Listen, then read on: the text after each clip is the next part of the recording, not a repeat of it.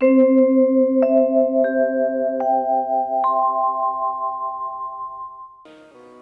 The desires creating the destiny.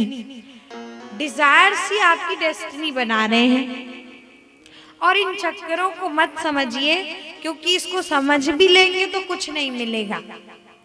आपकी इच्छाएं आपका भाग्य कर्म बनती हैं, आपका कर्म आपका भाग्य बनता है, आपका भाग्य फिर से आपका कर्म बनता है, और यही 84 लाख चक्कर का हेतु है। तो लोग कहते हैं कि जब कर्म बांधता है तो हम कर्म ही ना करें। तो भगवान तो कह दिए भगवत गीता में कि एक क्षण भी कर्म किए बिना नहीं जाएगा। तो ऐसा क्यों ना करें उपाय कि कर्म भी करें और बंधन में भी ना बंधे। तो भगवान ने उसका उपाय बताया कि यज्ञार्थात् कर्मणोऽन्यत्र लोकोऽयं कर्म बंधना।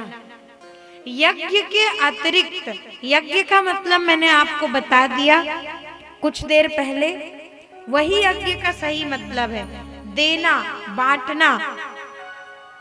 और यज्ञ का मतलब जैसे जब हम जान गए तो श्री कृष्ण ये जो कह रहे हैं ये बात भी हमारे समझ में आ जाएगी कि यज्ञ के अतिरिक्त जो कर्म है वो मनुष्य को बंधन में बांधते हैं। मतलब हर कर्म को यज्ञ बना लो तो आप कर्म तो करते जाओगे, संसार में रहते रहोगे, पर आप बंधन में नहीं बंधोगे। तो इसका मतलब है कि हर कर्म को यज्ञ बनाना है। यज्ञ का क्रियात्मक स्वरूप तो ये है, लेकिन भावगत अर्थ ये है कि हर कर्म को हमको यज्ञ बनाना है। मतलब जितना हम पाने की कोशिश करते हैं उससे ज्यादा हमको देना है। और इस बात को ऐसे समझिए, देना क्या है, कैसे देना है। तो ये समझिए कि आपने अपनी जो इच्छाएं बनाई हैं, इच्छा होना स्वाभाविक है, उन इच्छाओं को बना लीजिए, लेकिन उन इच्छाओं में रिजल्ट में फोकस ना करके और उन देने पर, मतलब अपने कार्य को कैसे मैं अच्छा बनाऊं, अपने हर कर्म से मैं दूसरे को प्रसन्न करूं, अपने हर कर्म से मन वचन वाणी से मैं अपना और सबका हित करूं। बस ये विचार बस करिए कि जो भी आप कर रहे हैं उससे किसी के हृदय को पीड़ा ना हो, वही कर्म यज्ञ है। तो आप यही विचार करके और कर्म करते रहे तो आपको वो फल जिसकी आपने इच्छा की थी वो जरूर मिल जाता है। पर आपने अगर केवल अपनी इच्छा की पूर्ति के लिए कार्य किया और उसके लिए कुछ नहीं सोचा कि क्या करना सही है, क्या करना गलत है, लगातार आपने अच्छे बुरे जैसा भी कर्म किए, तो उसके बाद आपको रिजल्ट तो मिलेगा जो आपने चाहा होगा, लेकिन वो इच्छा आपकी पूर्ति हो भी गई तो आपका मन कभी शांत नहीं हो पाएगा। इसलिए कर्मों को यज्ञ बनाइए। कर्म पर आप ये विचार करिए। देखिए, यहाँ पर कोई भी व्यक्ति ज्ञानी नहीं है, कोई भी अज्ञानी नहीं है। सही और गलत में भेद क्या है, आप सभी लोग उस बात को बड़ी अच्छी तरीके से जानते हैं। हमको तो बस करना ये है कि उस सही को पकड़ना है और गलत को त्यागना है।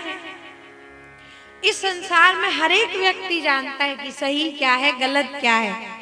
समस्या तो ये है कि सही करने की इच्छा नहीं होती ना, क्योंकि सत्य मार्ग पर चलने में क्यों नहीं इच्छा होती, इसका भी एक कारण है। सही गलत तो हर एक कोई जानता है, बड़े अच्छे से समझिएगा, बड़े सरल रूप में मैं आपको बता रही हूँ। सही क्या है, गलत क्या है, हर कोई जानता है, पर हम फिर भी सही क्यों नहीं करते? क्योंकि हम जानते हैं कि अगर हम सही मार्ग पर चले तो हमेशा हमारे मन का नहीं होगा, कभी कभी कष्ट भी मिलेगा, और कभी कभी नहीं, हमेशा कष्ट से ही शुरुआत होती है सही कार्य की। और उस कष्ट को हम भोगना नहीं चाहते, कष्टों को हम सहना नहीं चाहते, थोड़ा सा प्रयास नहीं करना चाहते। हम सोचते हैं कि हर चीज हमको शॉर्टकट में मिल जाए बस। लोग कहते हैं कि आज की दुनिया में तो राम बनने में फायदा नहीं है, रावण बनने में ही फायदा है। पर रावण का आखिरी में क्या हुआ ये तो सब कोई जानते ही है। तो सत्य मार्ग कठिन लगता है शुरू में, पर वही मार्ग सही है। शुरू में कठिन लगेगा, लेकिन उससे जो आपको शांति मिलेगी वो कहीं नहीं मिलेगी।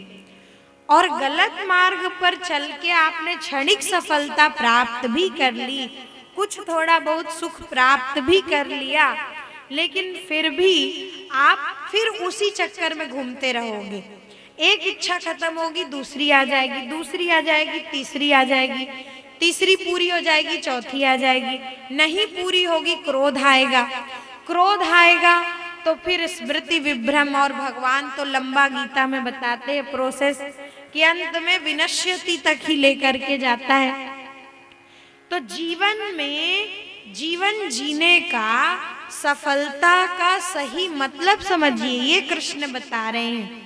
यज्ञ बनाने का मतलब क्या है, अब मैं बिल्कुल इसको कंक्लूड कर रही हूँ थोड़े से वाक्य में। इसको आप समझिएगा कि यज्ञ और सही जीवन का मतलब ये नहीं है कि आप कुछ चीजें इकट्ठी करने के लिए जीवन भर दौड़ते भागते रहो, ये मतलब नहीं है। इसका मतलब ये है कि आपके पास वो प्रसन्नता आ जाए, वो शांति आ जाए कि अगर आपका सब कुछ खो भी जाए तो भी आप हंसते हंसते मुस्कुराते हुए मृत्यु को प्राप्त हो, तब भी आपको कोई चिंता ना हो।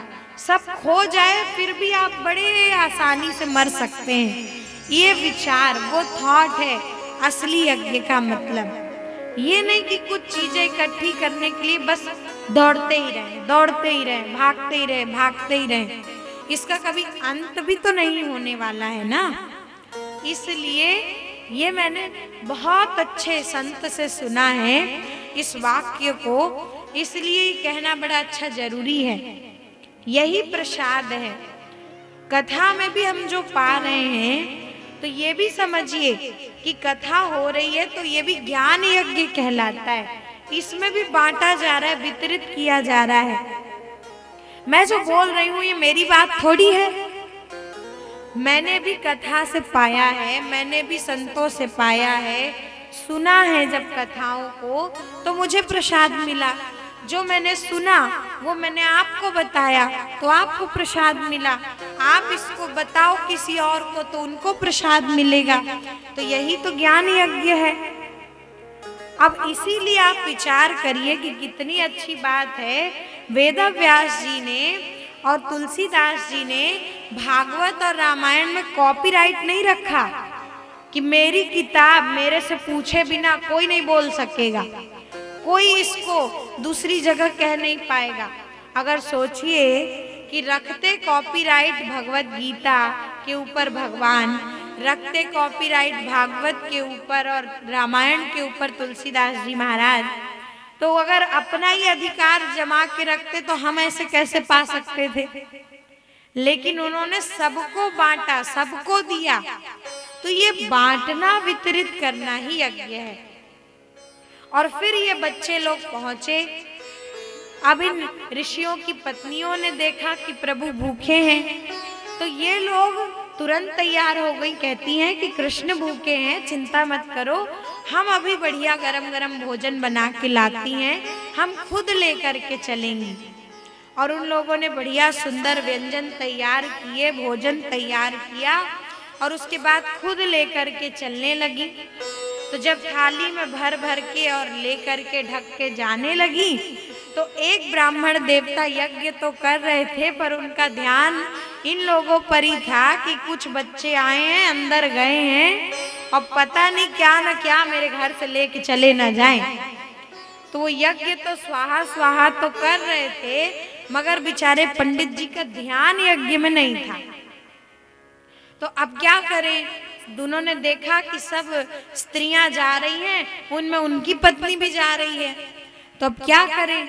अब यज्ञ करवा रहे हैं, मंत्र बोल रहे हैं, स्वाहा स्वाहा चल रहा है तो बीच में तो बोल नहीं सकते कि तू नहीं जाएगी, चल अंदर, ऐसे तो बोल नहीं सकते।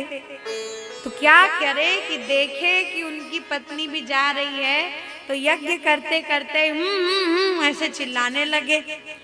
अब उसने देखा कि पतिदेव महोदय ने तो देख लिया, अब वो मना कर रहे हैं, जा तो सकती नहीं। लेकिन वहीं पर सबने एक दृश्य देखा कि प्रभु दर्शन में जब संसार बाधक बना तो उसने वहीं पर योग स्वरूप में अपने शरीर को नष्ट किया और आत्म स्वरूप में वो सबसे पहले प्रभु तक पहुंच गई। जिसको रोका जा रहा था वो सबसे पहले भगवान तक पहुंच गई, उनसे भी पहले जो लोग गए। और बाद में जब सबने ये देखा तो सबको पता चला कि वास्तव में हम लोग तो अग्नि में आहुति ही देते जा रहे थे, लेकिन ये कार्य जो इन ऋषियों की पत्नियों ने किया है वही वास्तव में यज्ञ है। प्राणी मात्र में भगवत दर्शन करके और उस समाज के हित के लिए काम करना, लोगों के हित के लिए कार्य करना, चाहे वो छोटा ही हो, चाहे भूखे को भोजन कराना हो, चाहे शिक्षा देना हो, चाहे ज्ञान देना हो, हर कार्य यज्ञ है। तो ये यज्ञ का असली स्वरूप आया। यही यज्ञ जो उपदेश भगवान ने अपने मित्रों को किया, वही उपदेश भगवान ने गोवर्धन लीला के प्रकरण में नंद बाबा को किया। भगवान वहां पर नंद बाबा को समझाए हैं कि कर्मणा जायते जंतु कर्मणैव विलीयते, सुखम दुखम भयम क्षेमम कर्मणैवाभिपद्यते। और जब इन सब लोगों को समझाया, गोवर्धन लीला हुई, तो लीला तो हुई है, आप सभी जानते हैं कि इंद्र ने कोप किया, 7 दिन तक मूसलाधार वर्षा हुई। पर इस कथा के बड़े महत्वपूर्ण सूत्र को मैं आपको दे रही हूँ, आप इसको अपने में अब इसको ग्राह्य बनाइएगा।